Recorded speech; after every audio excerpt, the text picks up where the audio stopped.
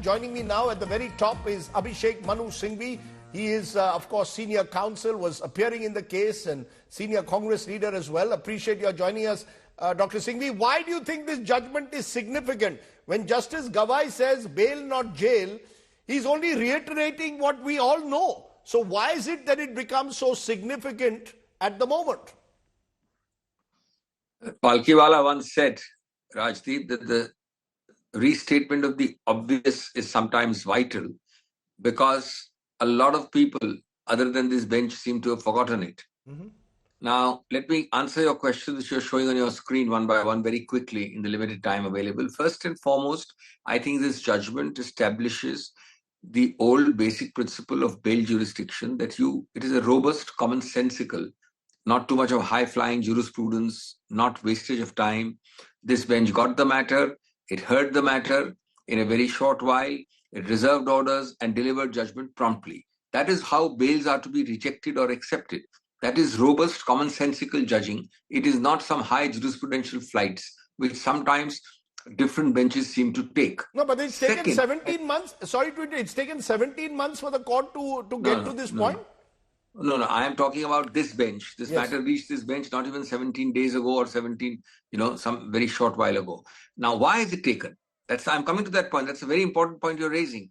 But let me tell you the legal principle which this judgment establishes in sequence to several earlier ones is that 45, which is supposed to be the bugbear, a synonym for not releasing you, special conditions, will be trumped, will be overridden by the larger, higher constitutional guarantees of anti-delay, Articles 20, 21 and 22.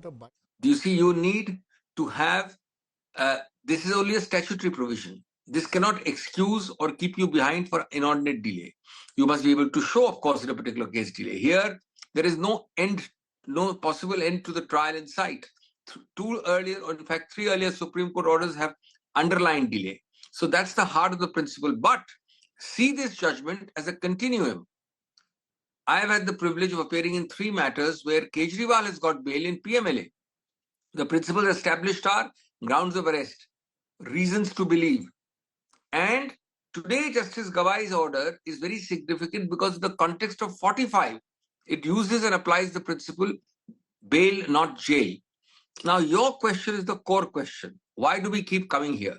Really speaking, there is a subtext of a lament in the judgment. It is high time the judgment says that trial courts and high courts simply decide it on these broad principles.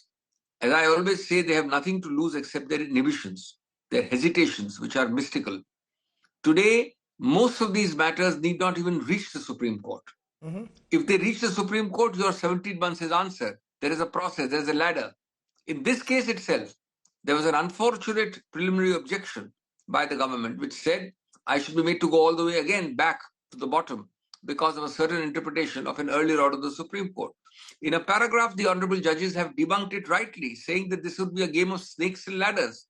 So your 17 months are very often spent in this futility of exercises, not keeping in mind the larger paramount paradigm of liberty of the individual. Yes, but you welcome this judgment. Yes, but Dr. Singhvi, the fact is, we are here dealing with the former Deputy Chief Minister of Delhi. What about, there are thousands of under trials in this country who again go through this process of snakes and ladders. I go to a lower court, I'm told lower court won't give me bail, I have to wait till the Supreme Court. So at least Manish Sisodia gets, because of being a Deputy Chief Minister, perhaps gets a benefit that otherwise many others would not, particularly under PMLA. I'll tell you, in PMLA especially, if you are a supposed VIP, if you are a political figure, the courts are more hesitant. It's the other way around.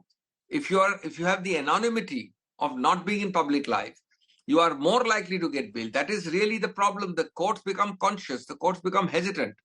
There are any number of people who have got bail and should get bail. In the public life sphere, fewer and fewer get it, which is why these court matters land up as so-called high-profile cases in the Supreme Court. No, so will today's order change anything? Do you believe today's order will change, will make it easier for high-profile detainees, the likes of Arvind Kejriwal and others, to actually get bail? Will that actually happen? Well, in operational reality, jolly well should. The Supreme Court's orders are supposed to be implemented in letter and spirit. You don't need the Article 141 and 142 of the Constitution to tell us. They have to be. Now, this is the third, fourth time. Remember, there are 3 Kejriwal orders. There is a Sanjay Singh order. There is a Praveer Purakasta order. There are 2 recent judgments on delay in more serious UAPA offences. The point is that this message is driven home. I believe different benches of the Supreme Court have to be more consistent in repeating this message. If the consistency of different benches in the Supreme Court is there, then there is no question that every trial court and every high court in the country must follow this. But But I will ask you this in conclusion, because the trial courts and the high courts across the country are not following it. They seem, as the court itself says, to be too cautious, too unwilling to take a risk in granting bail, which is crazy at the moment. That is very unfortunate. And the court repeatedly, in this case especially, has rightly underlined it. Absolutely correctly. Now, you know, the Supreme Court, our court system has a limitation that they deal with the case before them. The Supreme Court or the Chief Justice of the Supreme Court, Justice Gavai, can't get up and go to each high court and say, look, decide this way. They deal with the case before them. Therefore, this message has to be picked up. The problem is, if you don't pick it up, then more time is wasted. I come to the Supreme Court where I get bail, which is why 5 months becomes 10 months, 10 becomes 17 months. Okay. And that is something to be deprecated. As I always say, you have nothing to lose except your inhibition. There is absolutely no reason for fear. The law is clear. In your view, therefore, is Arvind Kejriwal likely to get bail within a month now? Now, I have been very free in talking about the Sisodia case because it's over. I'm not going to be that free in talking about a sub judice case, but I can tell you one very striking, unprecedented, unusual thing about the Kejriwal case. It deserves underlining. Kejriwal's case is the only case, perhaps, and certainly one of the few I have done, where I have been successful in getting 3 release/bail orders. One, of course, has been stayed, but 3, 2 by Supreme Court, 1 by trial court. And these are all 3 PMLA release orders. I have yet to come across a case, Rajdeep, where a PMLA release order is followed by a CBI arrest.